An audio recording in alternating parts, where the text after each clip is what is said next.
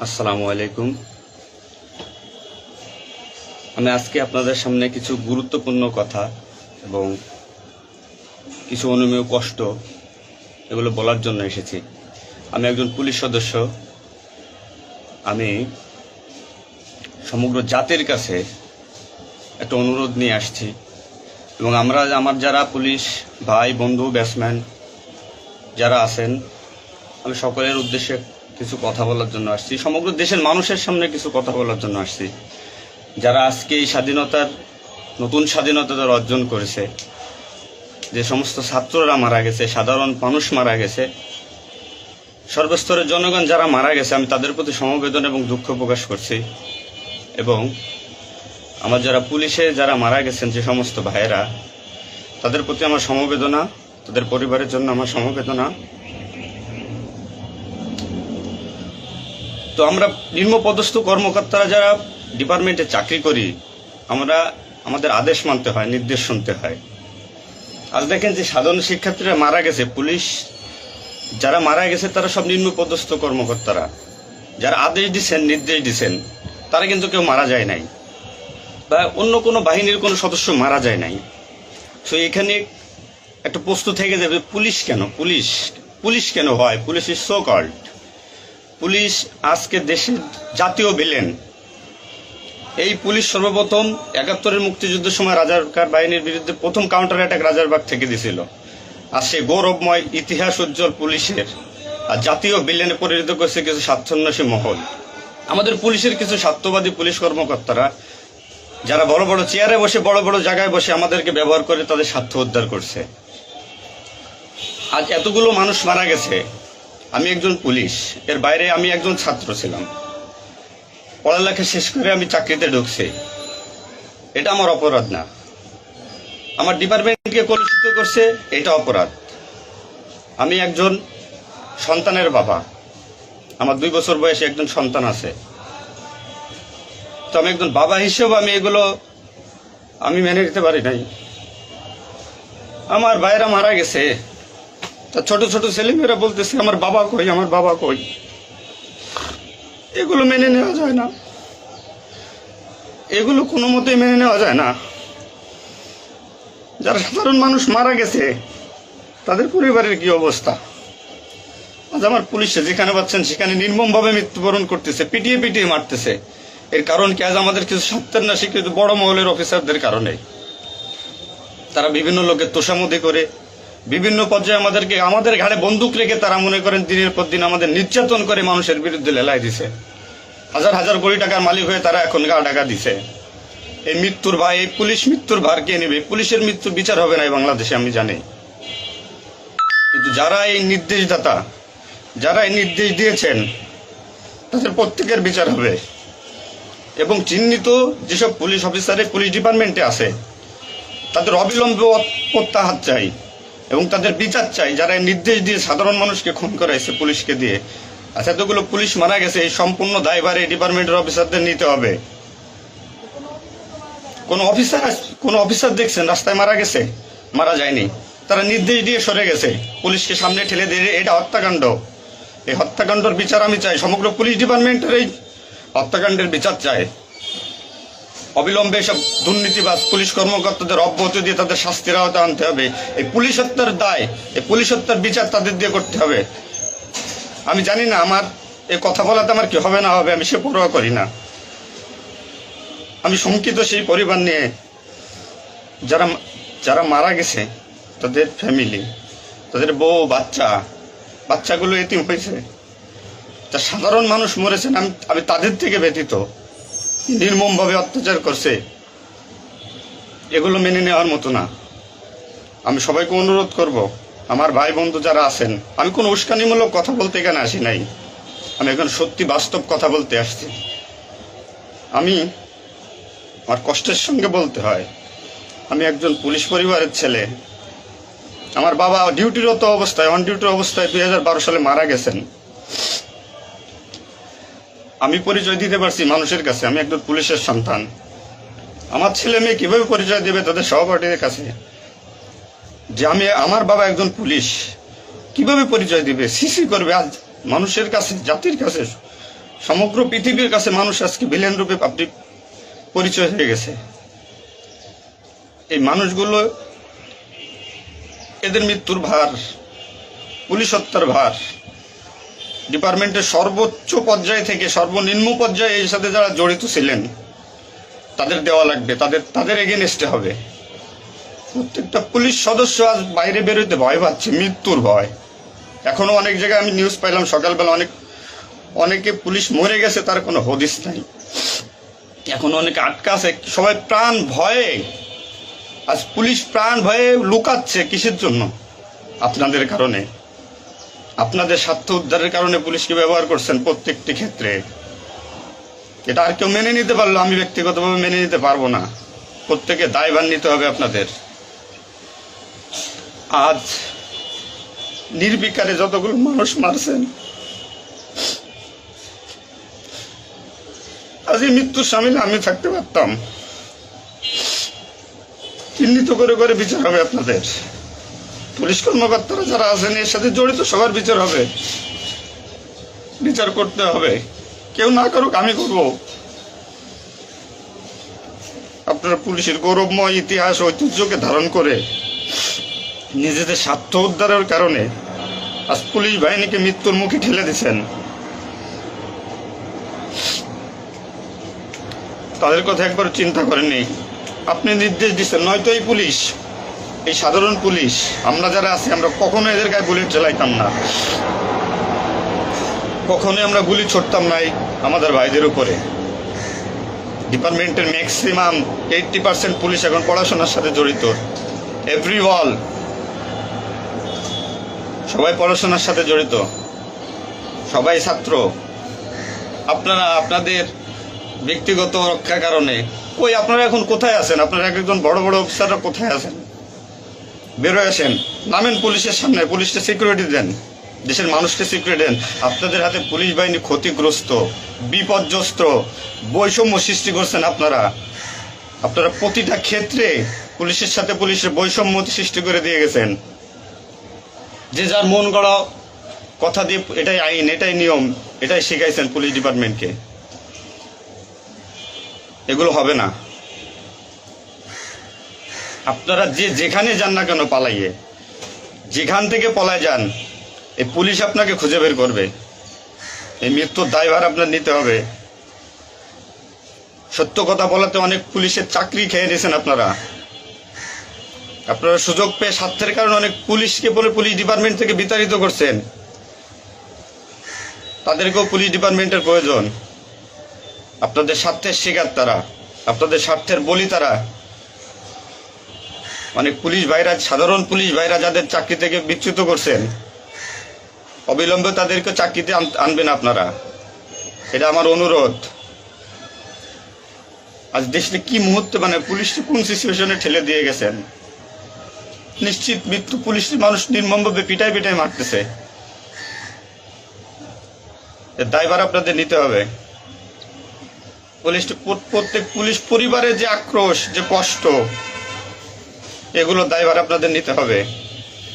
সাধারণ মানুষ আপনাদের ক্ষমা করবে না। আপনারা সবাই চিহ্নিত, আপনারা সবাই এই বাংলাদেশের দুর্নীতিবাজ পুলিশ অফিসারদের আপনারা সবাই চিনেন, আপনারা সবাই তাদের চিনেন।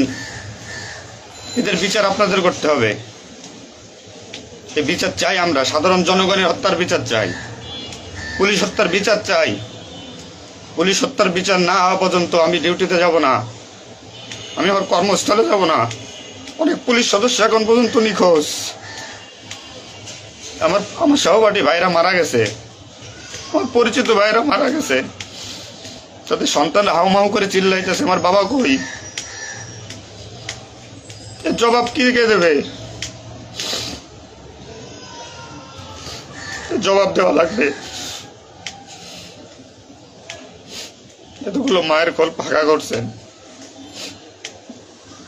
পুলিশ জীবন হারাইছে, গর্ভবতী মহিলা পুলিশকে পর্যন্ত মারে ফেলছে।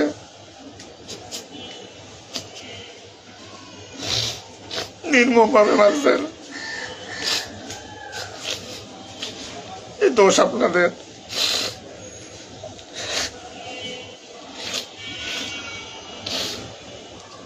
চাকরির ভয় নাই, চাকরি চাই, ভিক্ষা করে খাবো, নির্যাতন আর মানবো না।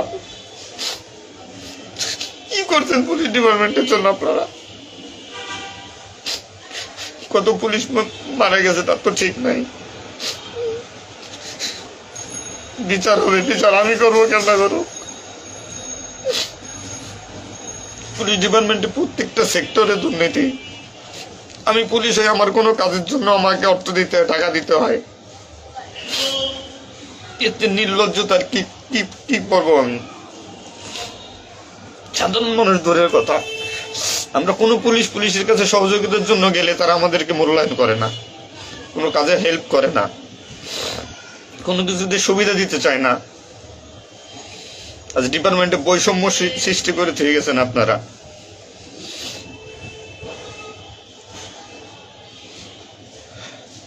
এত কিছুর দরকার হয় কেন আপনাদের? আজ আপনারা কেউ মারা যাননি, সবাই নির্দেশ দিয়ে যার যার মতো সুযোগ মতো পালাইছেন, সুযোগ মতো চুপচাপ করে বসে আছেন। পুলিশ ডিপার্টমেন্টের অনেকে আছে যারা এর সাথে জড়িত না, সরাসরি গুলি করতে চায় নাই, বাধ্য করছেন, নির্মম মৃত্যুর দিকে ঠেলে দিয়েছেন এদেরকে। কোনো কিছুই মনে করেন আপনারা। তো নতুন দিনের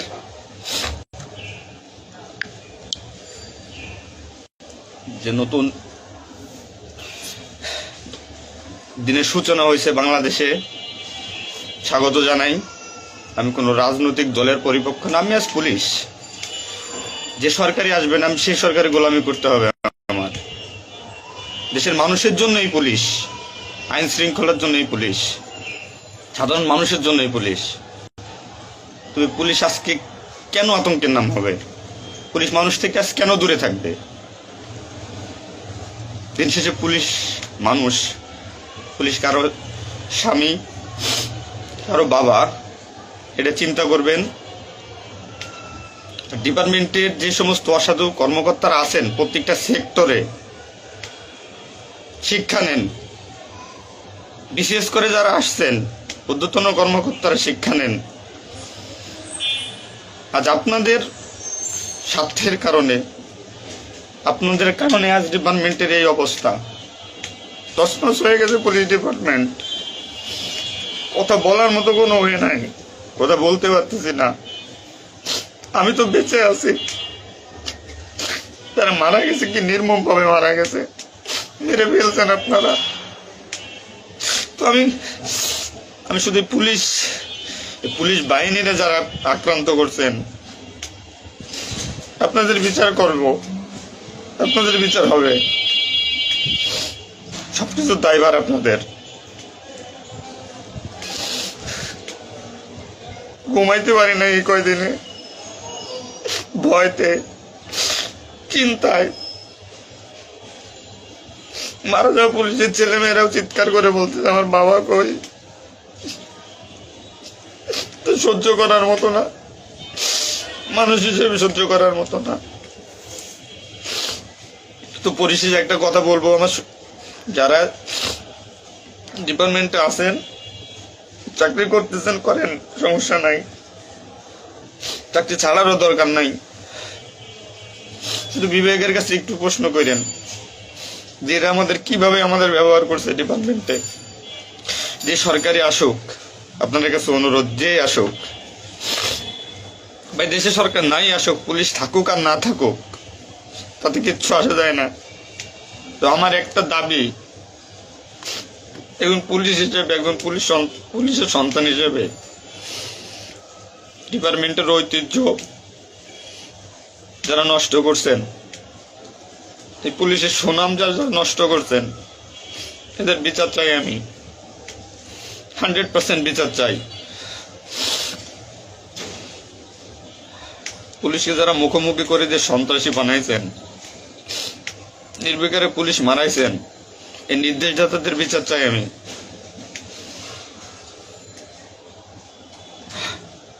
এবং দেশের আইন শৃঙ্খলা পরিবেশ নিয়ন্ত্রণে আনতে সর্বপ্রথমে পুলিশ বাহিনীকে সুশৃঙ্খল করতে হবে। আমি আর অনুরোধ সবার কাছে, যে আপনারা পুলিশের খারাপ চোখে দেখবেন না, যে আমরা যারা নিম্নপদস্থ কর্মকর্তারা আছি, যারা চাকরি করতেছি, আমরা আদেশের গোলাম। আমাদের যেভাবে আদেশ দেয়, যেভাবে নির্দেশ দেয়, আমরা ওইভাবে কাজ করি, ওইভাবে আমাদের চলতে হয়। যে ভীতি, না মানলে চাকরি চলে যাবে, যাক, এ চাকরির প্রতি আর এখন কোনো নাই। তবে আমার ডিপার্টমেন্টের যে সমস্ত ভাইরা মারা গেছে, সাধারণ মানুষ যারা মারা গেছে, তাদের আমরা আর ফিরে পাবো না, হয়তো পাবোই না।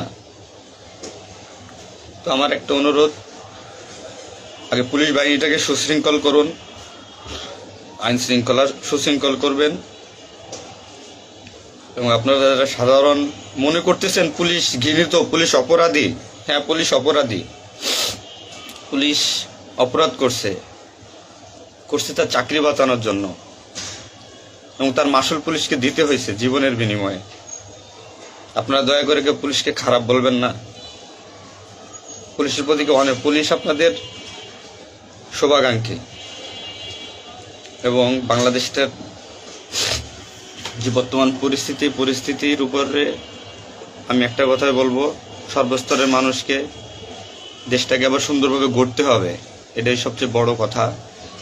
ফার্স্ট অফ অল এটাই হচ্ছে বাস্তবতা। দেশটাকে আমরা সবাই মিলে গড়ব। এবং পুলিশ বাহিনীর, আপনারা যারা পুলিশে আছেন, আপনারা সুশৃঙ্খল হন, মানুষের প্রতি আনুগত্য হন এবং শিক্ষা নেন। এত বড় একটা স্বাধীনতা না হইলে এটা মানুষ কখনো বুঝতো না, বা আমরা পুলিশটা বুঝতাম না যে আমাদের অর্জন কি, আমাদের মানুষের আস্থা কি আমাদের উপরে, বা আমাদের কি করা উচিত। আপনার সবার কাছে অনুরোধ থাকবে, আমার পুলিশ ডিপার্টমেন্টের প্রত্যেকটা সেক্টরের বন্ধু বান্ধব, সিনিয়র জুনিয়র যারা আছেন, আপনারা শিক্ষা নেন, নতুনভাবে পুলিশ ডিপার্টমেন্টটাকে গড়েন, মানসিকতা চেঞ্জ করেন। এবং পুলিশ ডিপার্টমেন্টে যারা আপনাকে ব্যবহার করবে, যারা স্বার্থের জন্য ব্যবহার করবে, তাদের সরাসরি ধরিয়ে দেন, সরাসরি ধরিয়ে দিবেন। পুলিশের প্রত্যেকটা সেক্টরে দুর্নীতি, এই দুর্নীতিবাজদের ধরিয়ে দেন। এদের ধরায় না দিতে পারলে পুলিশ ডিপার্টমেন্ট কোনোদিন শুদ্ধ হবে না। আর দিনের পর দিন এরা মনে করেন আমাদের সাথে বৈষম্যমূলক সৃষ্টি করে এদের নিজেদের স্বার্থ হাসিল করবে। তো সবার কাছে আমার একটা অনুরোধ, আপনারা সবাই ভালো থাকবেন আর আমাদের পুলিশের জন্য দোয়া করবেন, যাতে আমরা একটা সুশৃঙ্খল বাহিনী হিসেবে রিইউনিয়ন, পুনরায় পুলিশ ডিপার্টমেন্টটাকে আবার গড়ব, এই শিক্ষা থেকে শিক্ষা নিয়ে, যে পুলিশ কখনো মানুষের দুশ্মন নয়, পুলিশ মানুষের শত্রু নয়, পুলিশ মানুষের বন্ধু, জনগণের বন্ধু। এটা আমরা প্রমাণ করব। এই মানসিকতা নিয়ে তৈরি হন আগামী দিনের নতুন পুলিশ বাহিনী গড়ার জন্য। সবাই সবার নিজের প্রতি খেয়াল রাখবেন, ফ্যামিলির প্রতি খেয়াল রাখবেন, আমার জন্য দোয়া করবেন। আসসালামু আলাইকুম।